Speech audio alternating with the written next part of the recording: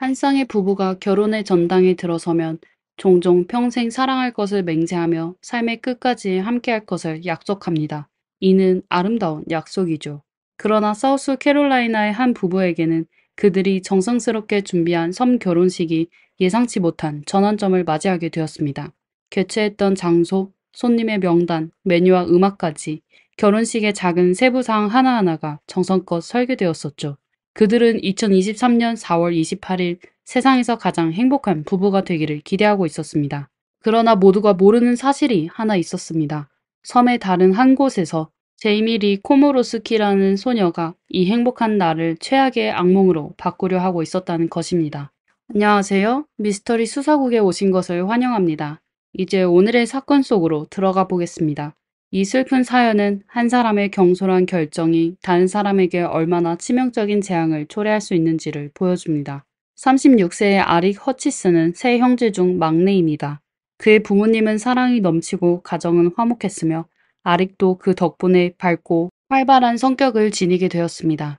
그는 대학에서 미디어 전공을 했고 졸업 후에는 대형 건설회사의 영업 매니저로 순조롭게 취직했습니다. 아릭은 업무상 자주 출장을 다녔습니다. 그는 한 번의 출장 중 호텔바에서 우연히 아름다운 여성을 만나게 되었습니다. 그녀는 짙은 갈색 머리와 갈색 눈, 그리고 환한 미소를 가지고 있었죠. 아릭은 그녀 옆에 앉을 자리를 찾았습니다. 그녀의 이름은 사만다 밀러였고 당시 34살로 애칭은 사미였습니다. 그녀의 어머니 리사 밀러는 1988년 여름 매우 로맨틱한 남성을 만나게 되었고 그 후 사미가 태어났습니다. 비록 두 사람이 결혼하지는 않았지만 사미의 부모는 예상치 못한 임신을 실수로 여기지 않았습니다. 그래서 사미는 어머니의 성을 따랐으며 신부와 그녀를 사랑해주는 새 아버지를 모두 가지게 되었습니다. 사미를 한 단어로 묘사한다면 친구들은 주저하지 않고 명랑함이라는 단어를 선택할 것입니다. 그녀는 모든 사람의 삶에 기쁨과 행복을 가져다 줄 수 있기 때문입니다. 사미는 어렸을 때부터 다른 사람의 감정을 돌볼 줄 알았습니다. 그녀는 주변 친구들을 매우 아끼며 어디를 가든 좋은 친구를 사귀었습니다. 그러나 그녀의 가장 친한 친구는 어머니 리사였습니다. 사미를 아는 사람들은 그녀가 진정한 자유로운 영혼을 지니고 있음을 알고 있었습니다. 대학을 졸업한 후 그녀는 처음에 간호조무사로 일을 했고 그 후 성형외과 의사의 사무실에서 일을 했습니다. 이후 사미는 방향을 바꿔 마케팅 분야에 들어가 한 회사의 AS 부서 책임자로 일하게 되었습니다.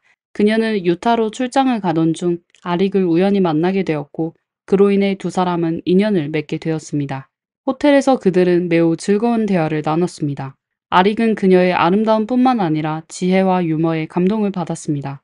밤이 되어 두 사람은 대화를 마친 후 서로의 전화번호를 교환하고 각자 방으로 돌아갔습니다. 흥분된 사미는 즉시 엄마에게 전화를 걸어 방금 만난 아주 멋진 남자에 대해 이야기했습니다. 하지만 그녀는 또한 두 사람이 미래가 없을 것이라 생각한다며 슬퍼했습니다. 왜냐하면 그들은 단지 일 때문에 그 호텔에 머물고 있었기 때문입니다. 다음날 아침, 사미는 노크 소리에 잠에서 깼고 문 밖에는 아릭이 웃는 얼굴로 서 있었습니다. 그는 네 잔의 커피를 들고 있었는데 사미가 어떤 맛을 좋아하는지 몰라 여러 가지를 사왔다고 했습니다. 이후 사미는 저녁 식사 초대를 받았습니다. 그들은 매일 연락을 주고받으며 결국 연인이 되었죠. 팬데믹이 발생했을 때 출장이 줄어들자 사미는 아릭과 함께 살기로 결심했습니다. 사미는 어렸을 때 가족과 함께 찰스턴 남부의 폴리비치에 간 적이 있었습니다. 그때부터 그녀는 이 작고 아기자기한 섬을 매우 좋아했었죠. 그래서 아릭은 짐을 꾸려 제임스 아일랜드에 있는 아파트를 임대했습니다. 사미는 폴리비치 근처에 있는 곳을 특별히 선택했습니다. 사미의 꿈은 현실이 되었고 아늑한 집에는 두 마리의 애완고양이도 함께하게 되었습니다. 모두가 그들을 완벽한 연인이라고 생각했고 그들의 사랑은 마치 동화 같았습니다. 아릭이 청혼한 후 두 사람의 생활은 더욱더 아름다워졌습니다. 사미와 남자친구는 결혼식을 어디서 할지 고민할 필요가 없었습니다. 장소는 당연히 사미가 가장 좋아하는 곳인 폴리비치로 정해졌죠. 해변 끝에는 아름다운 야외 정자가 있었습니다. 여기서 미국의 가장자리로 불리는 해안선을 볼 수 있었죠. 신혼부부는 해변에서 결혼식을 올리고 흰색 나무 산책로를 따라 정자로 돌아와 피로연을 열 수 있습니다. 사미와 남자친구의 가족들이 외지에 살고 있지만 해변 근처에는 멋진 호텔과 단기 임대 주택이 많이 있어 모두가 머물기에 좋았었죠. 그렇게 그들의 결혼식은 2023년 4월 28일로 정해졌습니다. 결혼식 전날 저녁, 사미는 어머니와 친구들과 함께 웨딩드레스를 골랐습니다. 4월 28일 가족과 친구들이 해변으로 하나둘 도착하기 시작했습니다. 두 가족과 친구들은 자연스럽게 서로 인사하며 친해졌습니다. 그러나 결혼식 당일 약간의 문제가 발생했죠.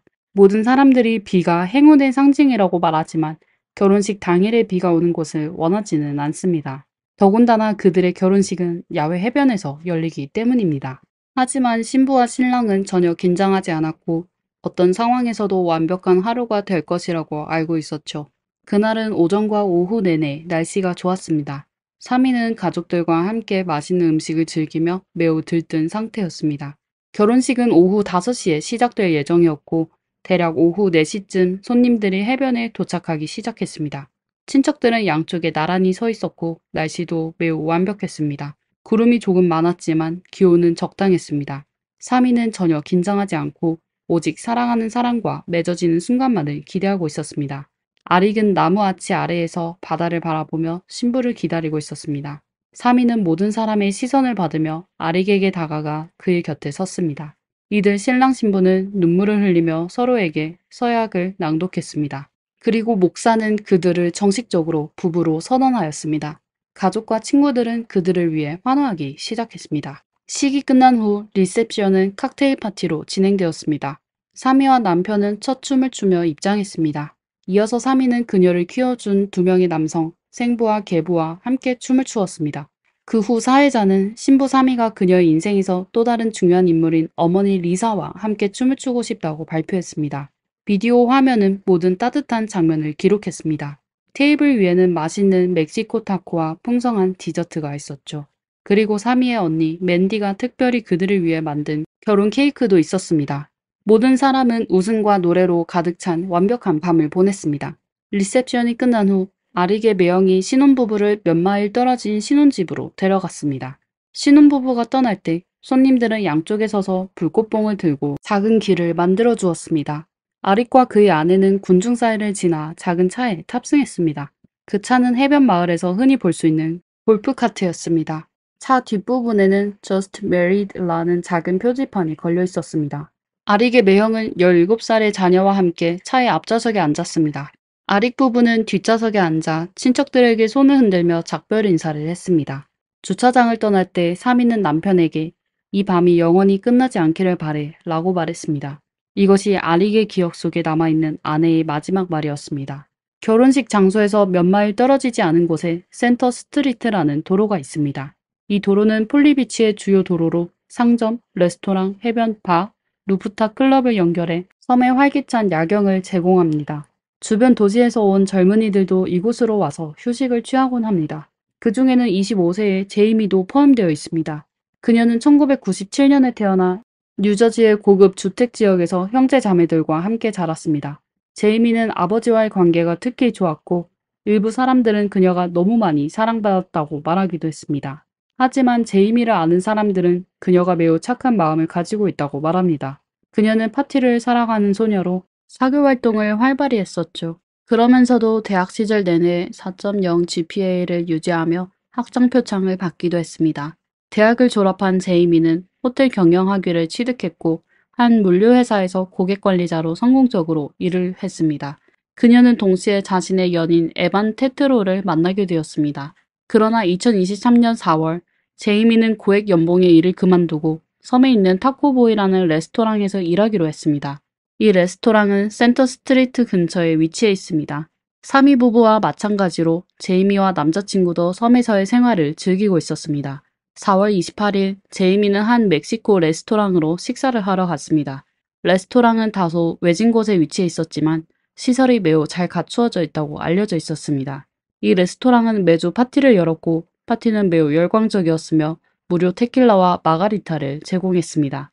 제이미의 동료들 중 몇몇 젊은이들은 이 파티에 참가하는 걸 매우 좋아했죠. 제이미가 당시 얼마나 많은 술을 마셨는지는 아무도 알지 못하지만 무료 술의 유혹에 단 한 잔만 마셨을 가능성은 매우 낮습니다. 제이미는 회색 차를 렌트해서 친구들과 만나러 갔습니다. 그녀는 이미 여러 다른 바를 방문한 후였습니다. 그날 밤 제이미는 이미 취해 있었고 밤이 되자 더욱더 무모해졌습니다. 제이미는 몸집이 작아 각 바에서 한 잔씩만 마셔도 이미 음주운전 상태였습니다. 그러나 그녀는 우버나 리프트를 부르지 않았고 친구들에게 데리러 와달라고 하지도 않았습니다.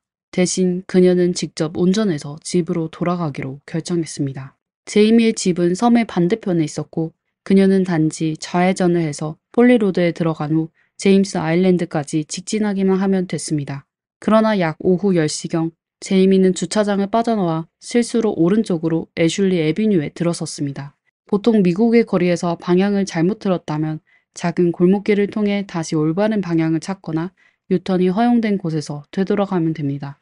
그러나 애슐리 애비뉴의 양쪽 끝은 통행할 수 없는 곳으로 한쪽 끝에는 등대가 있고 다른 쪽 끝에는 오락시설이 있습니다. 하지만 제이미는 자신이 잘못된 길로 들어섰다는 것을 인식하지 못했었죠.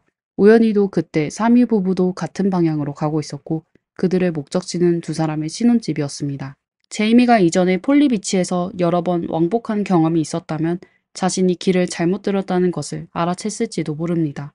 그러나 그녀가 무슨 생각을 하고 있었든 간에 그녀의 속도는 이미 주행 제한 속도를 초과하고 있었습니다. 해변도로에는 저속 차량, 자전거, 보행자가 많기 때문에 대부분의 해변 마을은 제한 속도가 매우 낮습니다. 애슐리 애비뉴와 폴리 아일랜드에서는 제한 속도가 시속 25마일입니다. 주요 해변 지역을 벗어나야만 속도가 시속 35마일로 증가합니다. 그러나 제이미는 시속 65마일로 빠르게 운전하고 있었습니다. 우리 모두 알다시피 알코올은 시력을 흐리게 하고 운동 능력과 조정 능력을 저하시켜 반응 속도를 늦추며 판단력을 손상시킵니다. 음주운전 중인 제이미는 이렇게 초과 속도로 사미 부부와 친척들의 골프카트를 들이받았습니다. 당시 이 신혼부부는 이미 약 3마일 정도를 운전한 상태였으며 전혀 속도를 초과하지 않았습니다. 대부분의 손님들은 이미 휴식 장소에 도착해 있었습니다. 그때 밖에서 폭발음 같은 소리가 들렸습니다. 근처에 살고 있는 한 여성 주민이 무슨 일이 일어났는지 보려고 집 밖으로 나왔습니다. 그녀는 자신이 본 것이 가장 끔찍한 장면이었다고 회상했습니다. 여성 목격자는 당시 충돌 소리가 실제로 폭발음 같았다고 전했습니다. 골프카트는 탑승객과 함께 수백 미터 밖으로 튕겨나갔고 여러 차례 전복되었습니다. 사람들은 피해자들이 여러 방향으로 날아간 것을 보았고 그 중에는 뒤틀리고 변형된 금속 조각들도 있었습니다. 목격자는 아릭의 얼굴이 심하게 다쳐 그가 살아있는지조차 판단할 수 없다고 했지만 다행히도 그는 아직 맥박이 있었습니다. 그 후 이 여성은 다른 피해자들을 확인하러 갔습니다. 아릭의 조카는 기적적으로 일어설 수 있었지만 절뚝거리며 걷고 있었고 표정이 멍했습니다. 그 다음 그녀는 아릭의 매형을 확인했습니다. 그는 심각한 부상을 입었지만 역시 맥박이 있었습니다. 그러나 사미는 웨딩드레스를 입고 조용히 땅에 누운 채 아무런 반응이 없었습니다. 경찰은 1분 내로 현장에 도착했고 한 경찰관은 구조대가 도착할 때까지 사미에게 계속 심폐소생술을 시도했습니다. 하지만 불행히도 사미는 충돌 순간 이미 목숨을 잃은 상태였습니다.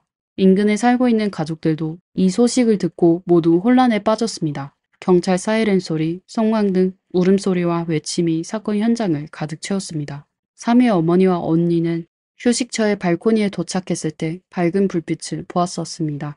잠시 후 아릭의 형수가 차를 타고 그들 앞에 도착해 그들을 차에 태웠습니다. 사미의 어머니는 그제서야 끔찍한 일이 일어났음을 깨달았습니다. 어머니와 언니는 현장에 도착하자마자 차에서 내려 달리기 시작하며 사미의 이름을 외쳤습니다. 당시 사고 현장은 이미 경찰선에 의해 차단되었습니다. 사람들은 뒤틀린 금속 더미만 볼 수 있었죠. 경찰은 부상자들이 병원으로 이송되었다고 알렸습니다. 그래서 가족들은 다시 차에 올라 가장 가까운 병원으로 향했습니다. 그러나 병원은 교통사고 부상자를 받지 않았다고 말했습니다. 가족들은 그 자리에서 소식을 기다릴 수밖에 없었습니다. 1시간여 후 어머니 리사는 전화를 받았고 사미는 병원으로 이송되지 않았고 아직도 현장의 구급차 안에 있었다는 이야기였습니다. 이미 사망했기 때문에 응급치료가 필요하지 않았던 것입니다. 그녀의 신원을 확인할 유일한 방법은 그녀의 타투뿐이었습니다. 반면 아릭과 그의 매형 그리고 조카는 더 큰 병원으로 이송되었습니다. 사미의 가족이 그 순간 느꼈던 감정을 설명할 수 있는 말은 없을 것입니다. 사고가 발생했을 때 현장에 있던 사람들은 구급대원이 도착하기 전까지 피해자들을 돕기 위해 애썼습니다. 한편 가해자 제이미는 차 안에 멍하니 앉아있다가 몇 분 후에야 차에서 내렸습니다. 그녀는 다치지 않았지만 현장에 있던 사람들은 그녀의 상태를 걱정하며 괜찮은지 물어보았습니다. 제이미는 땅에 누워있는 사람들을 보자 갑자기 울기 시작했고 비명을 질렀습니다. 이후 혼란스럽게 이리저리 돌아다니며 다시 비명을 질렀습니다. 현장에 있던 경찰은 제이미에게 무슨 일이 있었는지 물어보려 했습니다. 그녀는 단지 앉아서 멍한 눈빛으로 술 냄새가 가득한 채 있었습니다. 제이미는 경찰에게 집으로 운전해 가는 도중 무언가에 부딪혔다고 말했습니다. 경찰이 제이미에게 술을 마셨는지 묻자 그녀는 약 1시간 전 테킬라 한 잔과 음료 한 잔을 마셨다고 대답했습니다. 경찰은 그녀에게 1부터 10까지의 척도로 자신이 얼마나 취했는지 평가해보라고 했습니다. 1은 완전히 맑은 정신을, 10은 매우 취한 상태를 나타냅니다. 놀랍게도 제이미는 자신이 2잔밖에 마시지 않았다고 주장하면서도 8 정도로 취했다고 답했습니다. 경찰과 대화하는 동안 제이미는 고개를 숙이고 눈을 마주치지 않았습니다. 경찰이 그녀에게 고개를 들고 눈을 보라고 요청했지만 제이미는 자신이 곤란해질 것을 인지하고 이를 거부했습니다. 이후 그녀는 점점 비협조적으로 변했습니다. 경찰이 현장에서 알코올 테스트를 할 의향이 있는지 물었지만 제이미는 이를 거부했습니다. 그녀는 호흡 검사도 거부하며 변호사가 필요할 것 같아요 라고 말했습니다.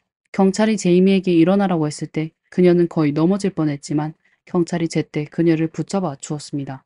제이미는 경찰 조사에 협조하지 않아 바로 체포되었죠. 그러나 경찰이 그녀에게 수갑을 채우려고 하자 제이미는 매우 저항하며 왜 나를 체포하는 거예요? 나는 아무 잘못도 하지 않았어요. 라고 소리쳤습니다. 제이미는 계속해서 팔을 뺐고 남자친구에게 전화를 걸어 집에 가야 한다고 주장했습니다. 그녀와 다른 사람들의 안전을 위해 경찰은 그녀를 경찰차에 태우기로 결정했습니다. 한 여성 경찰관이 차의 다른 쪽에서 다가와 강제로 제이미를 차에 태웠습니다. 감옥에 있는 동안 제이미는 여전히 알코올 테스트를 거부했습니다. 경찰은 한 판사를 경찰서로 불러 현장에서 DNA 수집 문서를 서명하게 했습니다. 당시 이미 깊은 밤이었고 판사는 일어나 옷을 입고 경찰서에 도착해 문서를 설명하는 데는 시간이 필요했습니다. 사고 발생 후 몇 시간이 지난 후에도 제이미의 혈중 알코올 농도는 여전히 0.261로 이 수치는 법적 한도의 거의 3배에 달합니다. 제이미는 즉시 카운티 교도소로 이송되었고 타인의 사망을 초래한 무모한 행동, 3가지 중상 또는 사망을 초래한 중범죄, 음주운전 등의 혐의로 기소되었습니다. 그녀는 자신을 해칠 가능성이 있어 엄중한 감시를 받았습니다. 제이미는 교도소로 가는 길에 자살을 암시하는 발언을 했기 때문입니다. 병원에서 아릭은 몇 날 며칠 동안 혼수 상태에 있다가 깨어났을 때 혼란스러운 표정을 띠고 있었습니다. 그가 처음으로 물은 질문은 3인은 어디 있어요? 였습니다. 가족들은 슬픔에 잠긴 채 그에게 진실을 말해주었습니다. 아릭은 2다리가 부러졌고 얼굴과 몸 여러 곳에 골절상을 입었습니다. 그 외에도 그는 등뼈가 부러지고 심각한 뇌손상을 입었습니다. 의사들은 앞으로 여러 차례의 수술이 필요하다고 말했습니다. 그러나 신체적인 고통은 사랑하는 사람을 잃은 고통에 비하면 아무것도 아니었습니다. 아릭의 매형도 사고에서 중상을 입었습니다. 반면 아릭의 조카는 운 좋게도 가벼운 부상만 입었습니다. 아릭의 어머니는 의료비와 사미의 장례비를 돕기 위해 모금 캠페인을 시작했습니다. 아릭은 병원에서 몇 주를 보낸 후 퇴원했습니다. 그의 신체는 서서히 회복되고 있었지만 여전히 완전한 회복을 위해 더 많은 수술이 필요했습니다. 모두가 제이미의 행동이 끔찍하다고 생각하고 있을 때 그녀와 부모, 남자친구의 교도소 전화 통화 녹음이 유출되었습니다. 제이미는 사건의 심각성을 전혀 인식하지 못하고 있었습니다. 그녀와 아버지의 통화 내용을 통해 우리는 그녀의 아버지가 딸을 얼마나 지나치게 사랑하는지를 알 수 있죠. 그는 딸이 감옥에서 겪는 문제만을 걱정했을 뿐 그녀가 저지른 잘못을 직시하게 하거나 책임을 지도록 하지 않았습니다. 자식을 보호하고 어려움에서 벗어나게 도와주는 것은 모든 부모의 본능입니다. 그러나 사람들은 이 아버지가 책임을 다하지 않고 딸의 행동을 축소하고 있다고 생각했습니다. They send me away for a really long time. Well, we're trying to avoid that, aren't we? We cannot do anything more than what we're doing. 녹음된 통화 중 하나에 제이미는 아버지에게 왜 이런 일이 내게 일어나는지 아직도 이해가 안 돼요 라고 불평했습니다. 이에 아버지는 나쁜 일은 항상 좋은 사람에게 일어나기 마련이야. 사랑하는 딸아, 이건 그냥 운명이야. 그저 너에게 일어난 일이야. 우리가 최선을 다해 처리할게. 알겠니? 라고 답했습니다. 많은 사람들은 아버지가 딸을 위로하려는 마음을 이해할 수 있었지만 그는 여전히 딸을 지나치게 애지중지했습니다. 그는 마치 중학생과 대화하듯 딸과 대화하며 제이미가 단지 싸움 때문에 정학당한 것처럼 여겼습니다. 그는 딸이 저지른 큰 잘못을 반성하게 할 생각은 전혀 하지 않았습니다. 다음 영상에서 아버지는 제이미에게 변호사들에 대한 생각을 물었습니다. 제이미는 난 그들이 좋아요. 그들은 정말 훌륭해요. 당신도 훌륭해요. 우리 가족이 그들을 고용하려고 많은 돈을 썼겠죠. 라고 대답했습니다. 이러한 전화 녹음이 공개되자 많은 사람들의 분노를 불러일으켰습니다. 이 부녀가 범죄 조직에 대한 농담을 나누며 웃고 있었기 때문입니다. 또한 제이미와 남자친구 에반의 통화 내용도 있었습니다. 제이미는 감옥 음식이 형편없다고 불평했습니다. 에반의 표정에서 그는 여자친구의 상태가 그렇게 좋을 줄 몰랐던 것처럼 보였습니다.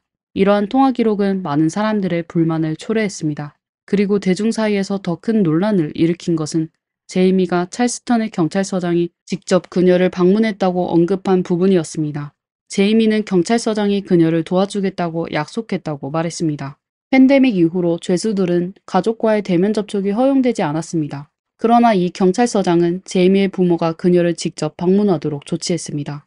대중은 이 통화 내용이 제이미가 특별 대우를 받고 있음을 드러냈다고 주장했습니다. 사건이 재판에 들어가기 전에 언론에서 어떻게 이러한 영상과 녹음을 입수했는지 궁금해할 수 있습니다. 사실 죄수들이 전화를 걸 때마다 통화 시작과 종료 시에 경고 메시지가 나옵니다. 그 내용은 대략적으로 죄수의 통화가 녹음되며 법 집행기관에서 검토할 수 있다는 것입니다. 그래서 제이미와 같은 감옥에 처음 들어온 사람들은 이러한 통화가 법 집행기관에 의해서만 검토될 것이라고 생각할 수 있습니다. 그러나 감옥의 녹음은 정보자유법의 보호를 받습니다. 따라서 모든 미디어와 신청자는 이 녹음을 받을 수 있습니다. 처음에는 한 뉴스 채널만이 이러한 통화 녹음을 요청했습니다. 그들은 제이미가 카운티 경찰서장에서 특별 대우를 받을 수 있다고 생각했습니다. 이 사실을 공개하면 대중의 분노를 일으킬 뿐만 아니라 다른 죄수들의 분노도 일으킬 것입니다. 경찰서장이 이러한 통화 내용이 자신에게 부정적인 영향을 미칠 수 있다는 것을 깨달았을 때 언론의 접근을 막으려 했습니다. 그들은 이러한 통화가 사생활 문제를 포함할 수 있다고 주장했습니다. 그러나 이미 늦었었죠. 당시 9개의 언론이 통화 녹음과 접근 권한을 얻은 상태였습니다. 그중 한 뉴스 채널은 경찰서장을 상대로 정보자유법 위반 혐의로 소송을 제기했습니다. 판사는 경찰서장이 정보자유법을 위반했다고 판결하고 그녀에게 뉴스 채널의 법률 비용으로 33,000달러, 약 4,500만 원을 지불하라고 명령했습니다. 녹음이 공개되면서 대중은 이 경찰서장의 사건 처리 방식에 대해 매우 불만을 갖게 되었습니다. 공개된 자료에 따르면 이 경찰서장은 33년간 법 집행 경험이 있었지만 이제 대중은 그녀가 직무에서 해임되어야 한다고 생각하며 청원서를 제기하기도 했습니다. 또한 그녀가 제이미의 변호사 중 한 명과 어떤 친분이나 업무 관계가 있다는 소문도 돌았습니다. 그러나 그녀는 경찰서장의 성명에 이러한 주장을 부인했습니다. 그녀는 자신이 구치소에 자주 나타난다고 밝혔으며 제이미에게 어떠한 특혜도 주지 않았다고 말했습니다. 또한 그녀와 제이미의 변호사가 친한 관계라는 소문도 부인했습니다. 제이미의 변호인은 네이선 윌리엄스로 그는 전직 연방 검사입니다. 또 다른 변호인인 크리스토퍼는 전직 뉴저지 검사이죠. 이들은 모두 알려진 사건을 처리한 경력이 있어 매우 유명합니다. 제이미가 말했듯이 그들은 매우 뛰어납니다. 그러나 어떤 변호사도 사건을 없어지도록 할 수는 없습니다. 2023년 8월 1일 제이미는 보석신문을 받았습니다. 그녀의 변호사는 제이미가 도망칠 의도가 없으며 지역 사회에 해를 끼치지 않을 것이라고 주장하며 보석을 요구했습니다. 그들은 또한 제이미가 약물 남용과 알코올 의존 증상을 가지고 있어 도움이 필요하다고 말했습니다. 그녀의 가족들은 판사에게 제이미가 회복 단계를 잘 넘기도록 도울 것이며 재판 날까지 그녀를 책임질 것이라고 약속했습니다. 피해자인 사미와 아릭의 가족들도 법정에서 자신들의 의견을 표명했습니다. 그들은 제이미가 이러한 행동이 가져올 결과를 알고 있었음에도 불구하고 음주운전을 선택했다고 말했습니다. 이러한 행동은 명백히 사회에 위협을 가한다고 주장했습니다. 사미의 부모는 재판 중 매우 격양된 감정을 드러냈습니다. 그들은 제이미가 의식적으로 결정을 내렸다고 말했습니다. 그녀는 술을 마셨고 운전을 했으며 그 결과로 사미가 목숨을 잃었다고 했습니다. 사미의 언니는 이러한 일이 어떤 무고한 가정에게도 일어날 수 있다고 말했습니다. 그녀는 경찰 사이렌이 울릴 때마다 나는 길거리에서 뛰며 내 여동생의 이름을 외치던 순간을 떠올리게 됩니다. 음주는 의식적인 결정이며 운전대를 잡는 것도 의식적인 결정입니다. 라고 말했습니다. 보석신문에서 제이미는 매우 슬프게 울었지만 법정은 그녀의 보석을 허가하지 않기로 결정했습니다. 판사는 모든 당사자가 협력하여 이 사건을 신속히 재판에 회부해야 한다고 말했습니다. 또한 만약 2024년 3월까지 재판이 시작되지 않는다면 제이미는 보석으로 풀려날 수 있을 것입니다. 그때의 보석금은 15만 달러, 약 2억 원입니다. 그리고 제이미가 보석으로 풀려나더라도 그녀는 모니터링 장치를 착용해야 합니다. 피부를 통해 실시간으로 알코올 농도를 측정하는 장치입니다. 한편 아릭은 여전히 큰 슬픔에 빠져 있습니다. 행복에서 불행으로 바뀌는 것은 한순간이었습니다. 그는 아내가 마지막으로 그에게 한 말이 이 밤이 영원히 끝나지 않기를 바래 라는 것을 기억하고 있습니다. 이후 사미의 어머니는 일부 논평을 발표했습니다. 이것은 두 신혼 가정 간에 분열이 생기고 있다는 인상을 주었습니다. 그녀는 사미의 이름이 사만다 밀러라고 주장했습니다. 그녀는 결혼식 당일에 사망했기 때문에 어머니 리사는 언론이 그녀의 가족에 대한 존중의 표시로 남편의 성이 아닌 밀러라는 성을 사용해 주기를 원했습니다. 그러나 많은 사람들이 온라인에서 이것이 아릭에 대한 명백한 무례라고 표현했습니다. 그는 방금 아내를 잃었기 때문입니다. 나중에 리사는 사위에 대한 무례한 의도는 없었다고 주장했지만 사람들은 그녀의 말투에서 적대감을 느낄 수 있었습니다. 특히 그녀가 두 가족이 더 이상 같은 편에 있지 않다고 말했을 때 그러했습니다. 실제로 사미의 어머니는 법원에 아릭을 상대로 한 동의서를 제출했습니다. 리사에 따르면 아릭과 사미의 가족은 모든 법적 문제를 공동으로 처리하기로 합의했습니다. 신혼인 아릭은 사미의 유산 수혜자로 간주되었습니다. 그러나 사미의 어머니는 이를 방해하며 아릭의 유산관리 능력에 의문을 제기했습니다.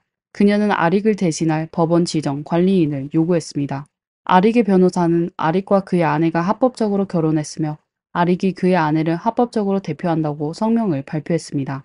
사건에 관련된 사람들은 각자 다른 방식으로 슬픔을 처리하고 있지만 이 새로운 갈등은 금전적인 이유로 발생한 것입니다. 앞서 언급했듯이 아릭의 어머니는 아릭과 사미를 위해 모금 캠페인을 만들었습니다. 그러나 사미의 어머니는 가족을 대표하여 별도의 계좌를 만들기로 결정하고 사미의 문제는 자신들이 관리하겠다고 주장했습니다. 한편 아릭은 아내를 위해 추가 소송을 제기하기로 결정했습니다. 제이미를 과실치사로 고소하는 것 외에도 그는 제이미에게 술을 제공한 모든 레스토랑, 바, 바텐더와 서버를 고소했습니다. 소송에서는 제이미가 분명히 과음했음에도 불구하고 이 장소들이 계속해서 술을 제공했다고 주장했습니다.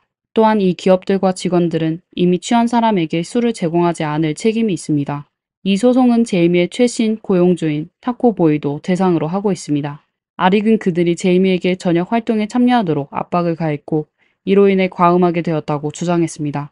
그러나 타코보이의 경영진은 그들이 직원들에게 바에서 시간을 보내도록 권장하지 않았으며 그날 밤 제이미는 작업장에 있지도 않았다고 주장했습니다. 실제로 사우스 캐롤라이나를 포함한 많은 주에서는 명백히 취한 사람이나 미성년자에게 알코올 음료를 제공하는 것을 금지하는 법률이 있습니다. 이러한 법률은 드라마 쇼법으로 불리며 기업과 알코올 음료를 제공하는 직원이 그들이 서비스한 소비자가 저지른 어떤 행동에 대해 책임을 지도록 규정하고 있습니다. 이는 만약 제이미가 유죄 판결을 받게 되면 이들 기업과 개인들이 피해자들에게 배상하기 위해 벌금을 지불해야 할 수도 있음을 의미합니다. 또한 업소는 영업 허가를 잃게 되어 호텔이나 바 등의 장소가 폐업할 수도 있습니다. 한편 제이미가 유죄 판결을 받게 되면 최대 55년의 징역형에 처해질 수도 있습니다.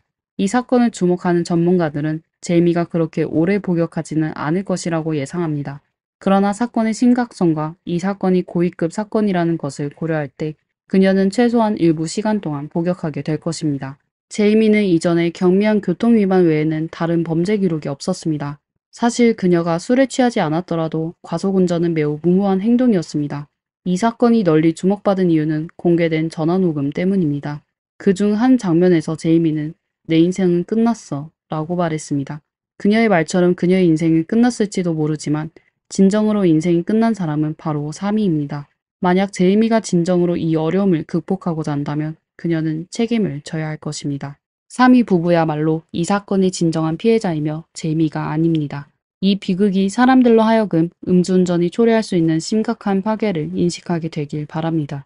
이 영상을 보고 계신 여러분, 만약 여러분의 자녀나 사랑하는 사람이 음주운전으로 타인을 해치고 감옥에 가게 된다면 어떻게 하시겠습니까? 댓글로 여러분의 의견을 남겨주세요. 오늘의 이야기는 여기까지입니다. 시청해주셔서 감사합니다. 제 채널이 마음에 드셨다면 좋아요, 구독, 댓글 잊지 말고 남겨주세요. 다음 시간에 다시 만나요.